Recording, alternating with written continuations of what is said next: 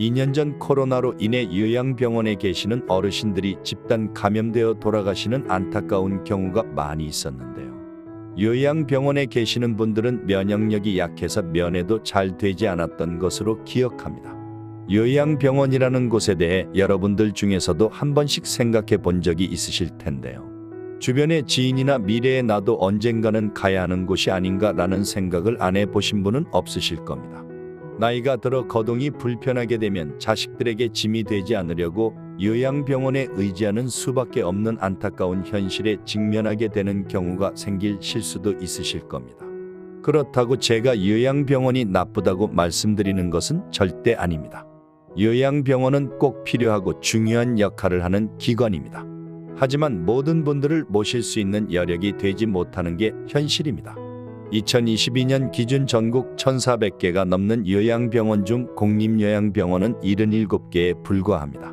따라서 요양병원에 들어가지 않고 건강하게 살아갈 수 있다면 사회적으로나 비용적으로도 좋은 영향을 끼치시는 것입니다. 나이가 들어 요양병원에 들어간다는 것은 내 스스로 내 몸과 마음을 돌보지 못하고 누군가의 도움이 필요하다는 뜻인데요. 그럼 요양병원에 가지 않기 위해서는 누군가의 도움 없이 스스로 나의 신체와 정신을 제어할 수 있으면 되는 것입니다. 그럼 어떻게 하면 요양병원에 가지 않을 수 있는지 두 가지 방법에 대해 알아보겠습니다. 첫 번째로 요양병원에 가지 않는 방법은 신체적 자립성을 가지는 것입니다. 이는 다른 누군가의 도움이 필요 없이 일상생활을 혼자 할 수 있는 육체적 독립성을 가져야 한다는 뜻인데요. 요양병원에 오신 분들은 근골격계 질환 또는 고관절, 골절 그리고 뇌졸중 등으로 인해 다른 누군가가 도와주지 않으면 혼자서 일상생활이 불편한 분들이 대부분이시기 때문입니다. 서울 아산병원 노년내과 이은주 교수와 장일염 전임의 카이스트 정의원 연구원은 평창군에 거주하는 65세 이상 1,348명의 건강 상태를 관찰한 결과 보행속도가 정상보다 느린 노인들의 사망률은 2.54배, 요양병원 입원율은 1.59배 높아졌다는 연구 결과를 발표했는데요. 이는 느려진 보행속도는 노화나 근감소증의 결과이며 국제 기준보다 한국 농촌 노인들의 보행속도가 늦었다는 결과를 확인했다고 밝혔습니다. 따라서 평소에 꾸준히 걸으며 걸음 속도를 동일 연령대 친구들과 비슷하거나 조금 더 빠르게 유지하는 것을 추천하였습니다. 특히 50세에 접어들면서 매해 1.5%의 근육량이 줄어든다고 하니 근육량 유지를 위한 운동은 필수라고 할 수 있습니다. 근육은 계속 분해가 되며 재생 및 합성이 되어야 하는데 나이가 들수록 재생을 담당하는 세포의 기능이 저하되어 재생보다는 손실이 많아지기 시작하면서 근육량이 감소하게 되는 것입니다. 근감소증의 자가진단을 간편하게 할 수 있는데요. 핑거링 테스트라고 하여 양손의 엄지와 검지를 이용해 각 엄지와 검지가 닿도록 링을 만들어 종아리 굵기와 비교해 보는 것입니다. 종아리 굵기가 핑거링보다 큰 그룹에 비해 정확히 맞는 그룹은 근감소증 위험률이 2.4배 높았으며 헐렁한 그룹은 무려 6.6배 높았습니다. 근감소증을 예방하기 위해서는 꾸준한 운동과 단백질 섭취가 중요한데요.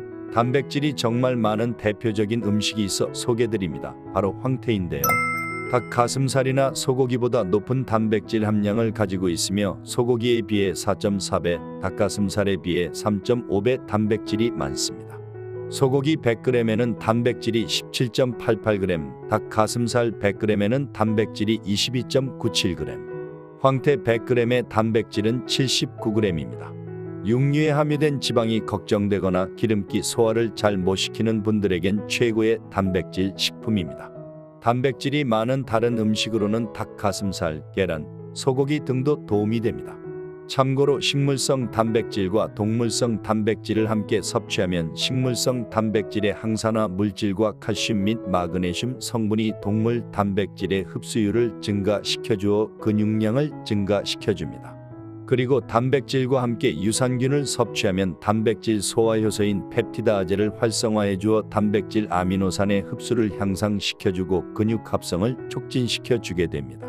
근육량 증가를 위해서 단백질을 챙겨 드시고 규칙적인 운동을 하시는 것을 추천드립니다.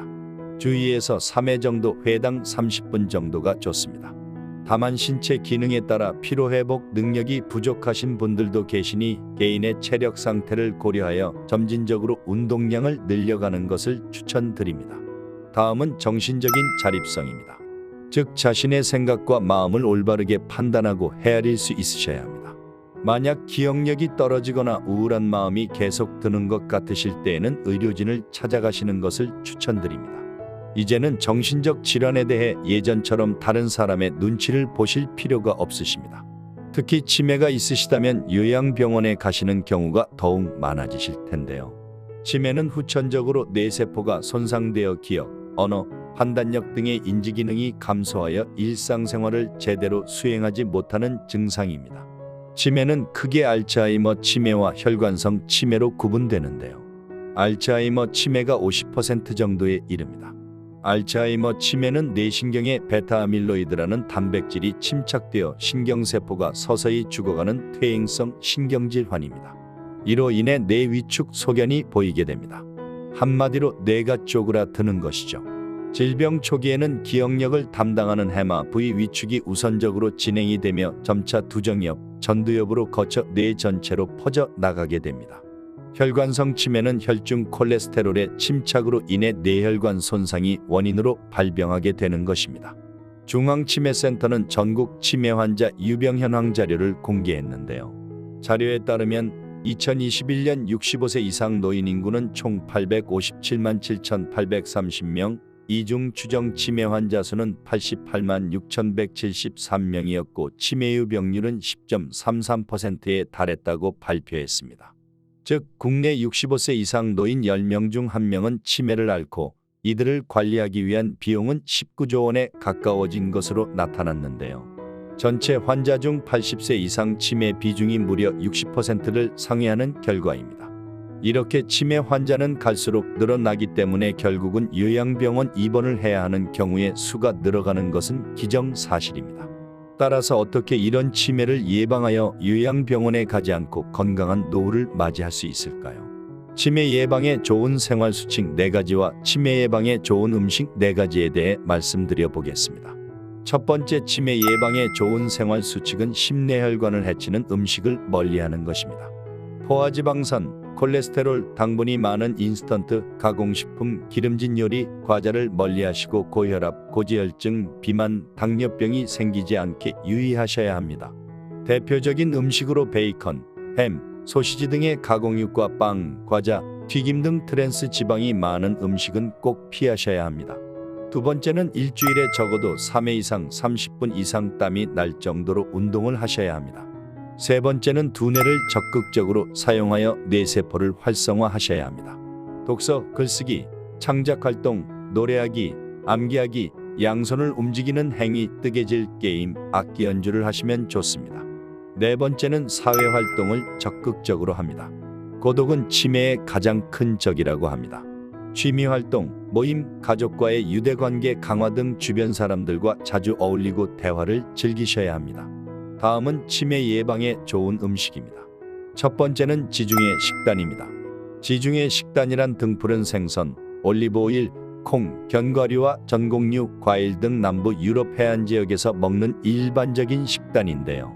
고려대학교 의대 장성우 교수는 지중해 식단에 장수 비결이 있다는 논문을 발표하기도 했습니다. 불포화 지방산 섭취를 늘리고 기름진 육류인 포화지방산 섭취는 줄이는 식단을 가지시는 것이 좋습니다. 잡곡밥에 나물 반찬과 지방을 제거한 살코기, 콩, 두부를 활용해 상을 차리고 간식으로 견과류, 유제품, 다양한 과일을 드시는 것을 추천드립니다. 두 번째는 항산화영양소가 풍부한 비타민 A, C, E가 풍부한 식품입니다. 비타민C의 혈중 농도가 지나치게 낮으면 인지기능이 저하되며 비타민이 역시 기억력 감퇴와 밀접한 관련이 있다고 하는데요. 비타민 A, C, 이를 함께 섭취하면 노인들의 인지기능 저하를 늦출 수 있습니다. 참고로 비타민 A는 당근, 시금치, 늙은 호박, 브로콜리, 고구마, 달걀, 장어 등에 많으며 비타민 C는 풋고추, 피망, 고추잎, 브로콜리, 양배추, 케일, 토마토, 레몬, 오렌지, 유자 등에 비타민 E는 생선, 굴, 소라, 해바라기유, 아몬드, 호두, 땅콩 등에 많이 들어있으니 참고 바랍니다. 세 번째는 비타민 B가 풍부한 식품입니다. 비타민 B6와 B12 그리고 엽산은 체내의 호모시스테인을 해롭지 않은 물질로 바꾸어 줍니다. 참고로 호모시스테인은 단백질의 신진대사 과정에서 생겨나는 부산물로서 콜레스테롤이 혈관벽에 침착되게 합니다. 이 작용이 잘 되지 않으면 기억력 감퇴, 치매, 근육의 위축, 식욕 감퇴가 나타날 수 있습니다. 생선류, 육류 살코기, 닭, 오리, 조류 생선, 당근, 감자, 아보카도, 달걀, 우유, 브로콜리, 아스파라거스 등에 들어 있습니다. 네 번째는 견과류입니다. 견과류의 불포화 지방산은 심장과 뇌혈관을 튼튼하게 하여 치매 예방에 도움을 주는데요. 아몬드나 캐슈넛, 잣, 호두 등의 견과류 30g에는 우유 한 잔 속 단백질 8g 정도가 들어있고 비타민 E와 셀레늄까지 들어있어 항산화 작용에 좋습니다.